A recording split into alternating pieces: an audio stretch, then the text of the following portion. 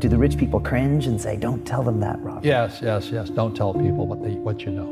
Right. Keep them poor. So my father was the head of education, PhD, all that stuff. I go home and ask him, said, why don't we learn about money in school?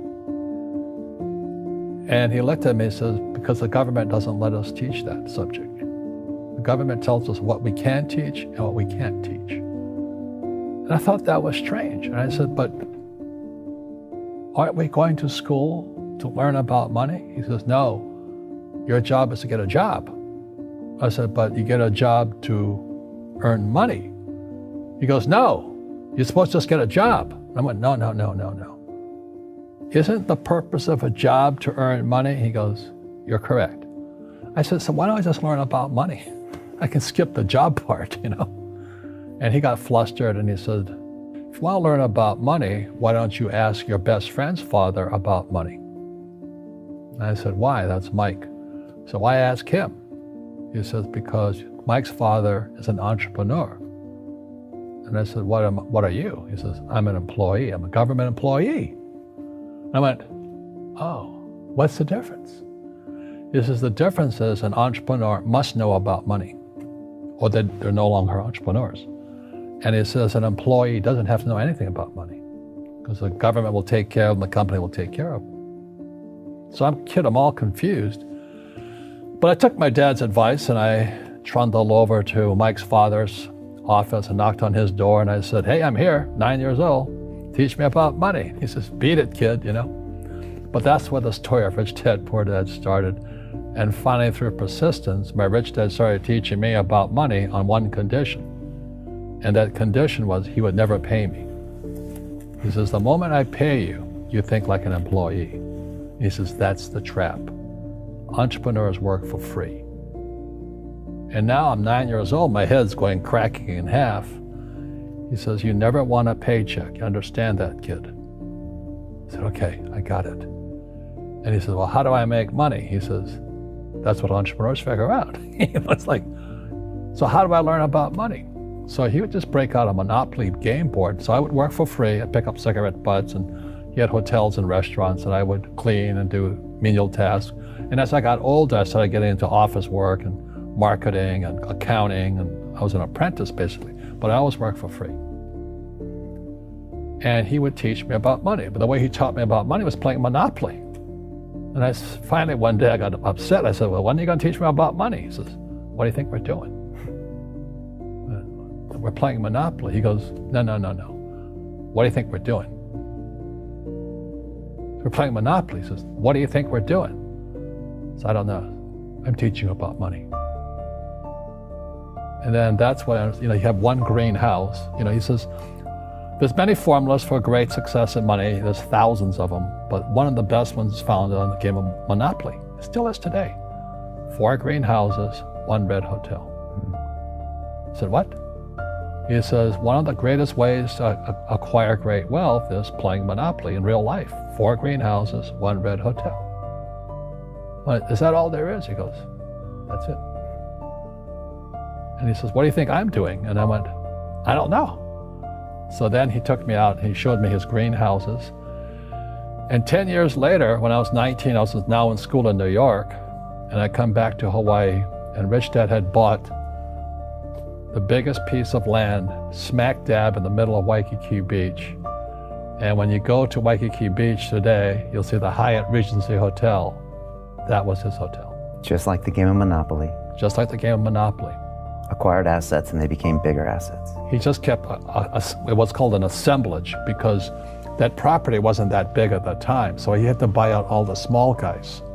Because Waikiki was a little dirtwater little town. So he'd buy out this shop owner and buy that shop owner. And it took him a while, but he finally assembled this large piece of property. And then he and Hyatt put up this giant hotel. It just sold for $800 million. So that's how I learned about money.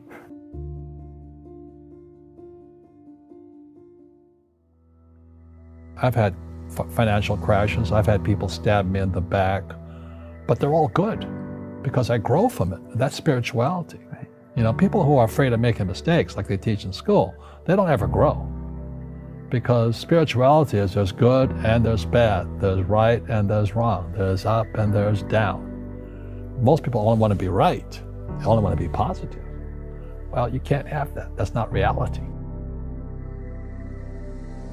Well, I wasn't poor by most people's standards, but I came from a family with a poor attitude, if you know what I mean. Because rich, poor, middle class, poverty starts with a fundamental attitude.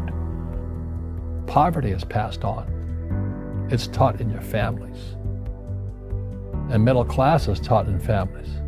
And so the people right now who are sitting at home, who are struggling financially or worried about money or unhappy, they may be making a lot of money, but unhappy with what they're doing, it was probably taught to you. Your superego was taught, get a job, work hard, or you'll never be rich, or the rich are evil, or whatever. The school system will never teach you about money. The school system was designed to teach you to be an employee, which is important, or a doctor or a lawyer, a specialist, but never about money. And what most people lack is real business knowledge, like accounting, like debt, like taxes. You got to know that stuff, but they don't teach it in school to anybody. So, and then when people ask me, how did your rich dad learn this when your poor dad, a PhD, didn't? And the answer is very simply, my rich dad, who's my best friend's father, his father died when he was 13. So his rich dad had this family business at 13 to run. So he had to drop out of school, which was his blessing. There's blessings, and sometimes the blessing doesn't look like a blessing, but it turned out to be a blessing. And then his teachers became his bookkeeper, his accountant, his attorney, his banker, his real estate agents. So he has what I call real teachers, not these fake teachers in school. You see, most teachers in school, they're out of ethics. They teach subjects they themselves don't practice. I asked the teacher, I said, I'm in my third year of calculus now. It was called strength of materials. I said, am I ever going to use this stuff? He goes, no. I said, why do you teach it? He says, because I get paid. I said, do you ever use it? He goes, no.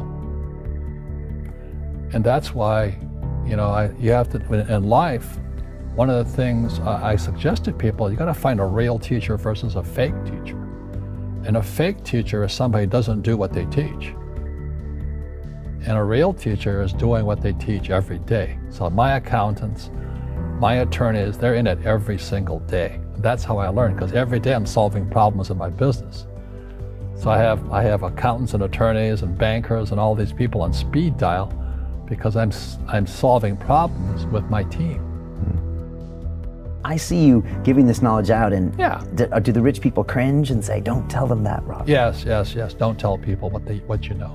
Right. Keep them poor. But, unfortunately, the poor, as was in the Bible, I'm not real religious, the poor will always be amongst us because it starts up here. Right, it's that fear mentality. It's in their words, and the words become flesh. Again, I'm not really religious. I flunked out of Sunday school also. But when they say I can't afford it or I can't do that, they go down. They become what they say. My PhD dad, he says, what do you think I am, made of money? I can't afford that. And my rich dad would say, that's why he's poor. Poor people say, I can't afford it, I can't do that, I don't have time. Because it's an escape.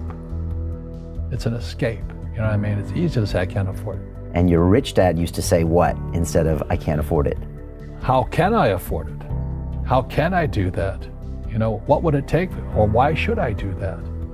He says that a question opens the mind, a statement closes the mind. So when you say, I can't afford it, your mind shuts down, and you become what you say. Rugby is a team sport, but so is soccer. The rules are different. And other people are golfers. They play by themselves. And so everybody's different. So my game financially is business, number one. Second is real estate. So what I say to young people is, you find your game.